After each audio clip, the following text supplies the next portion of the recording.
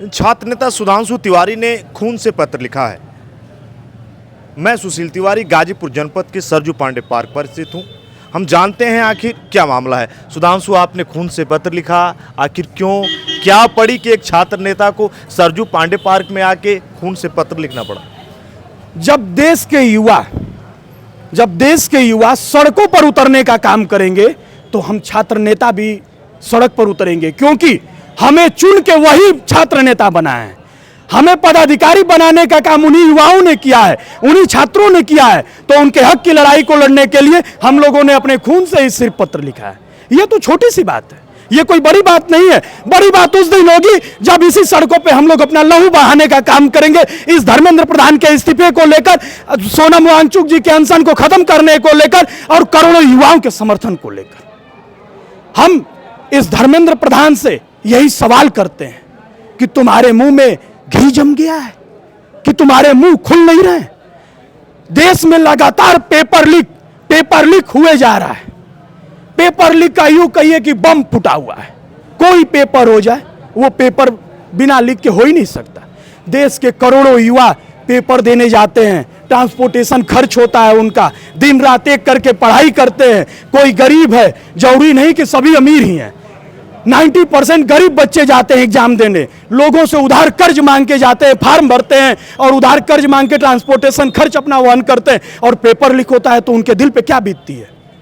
वो व्यथा यहाँ खड़े बच्चे आपको बताते हैं, वो व्यथा दिल्ली और लखनऊ की सड़कों पे उतरे बच्चे बताते हैं।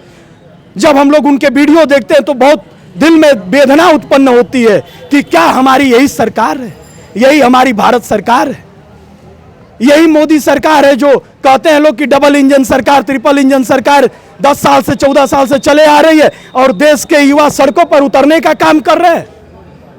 हमारा सवाल बस यही है इस मोदी सरकार से, इस गूंगी बहरी सरकार से, कि कब तुम धर्मेंद्र प्रधान का इस्तीफा स्वीकार करोगे, कब तुम उस धर्मेंद्र प्रधान से इस्तीफा मांगोगे।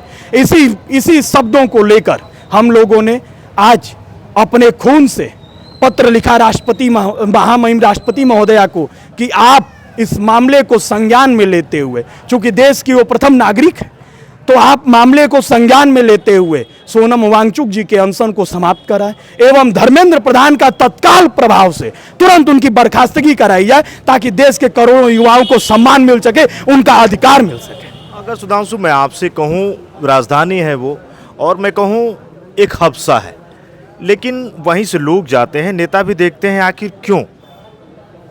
उनके लिए लोगों ने आंखें बंद कर लीं, जो कि जनहित के लिए वहाँ पे बैठा है, बहुत कुछ, लेकिन आखिर सरकारें देखती क्यों नहीं? इस देश में आज तक जो भी जनहित के लिए बैठा है, इस गूंगी बहरी सरकार ने किसी की सुनी नहीं है। वर्तमान में 14 सालों में यही बीएचयू के एक प्रोफेसर हुआ करते थे, जीडी अग्रवाल, जो 118 दिन लगातार आमरण अनशन पे थे गंगा को बचाने के लिए, और वो मर गए, फिर भी ये गूंगी बहरी सरकार उनको पूछने नहीं गई।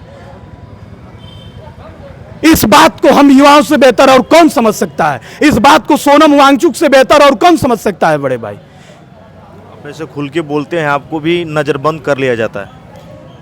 हम लोग हमेशा से छात्रों की लड़ाई, सामाजिक हित की लड़ाई लड़ते आए हैं। चाहे हम लोगों को कितनी भी बेड़ियां क्यों न पहना दी जाए, कितने भी मुकदमे क्यों न लाद दिए जाए, फिर भी समाज में सामाजिक लड़ाई और छात्रों की लड़ाई लड़ने के लिए हम लोग लगातार सड़कों पर उतरने का काम करेंगे। जितना आप देख पा रहे हैं, एक युवा हैं, जो बच्चे इलाहाबाद, पटना, दिल्ली कूच करते हैं,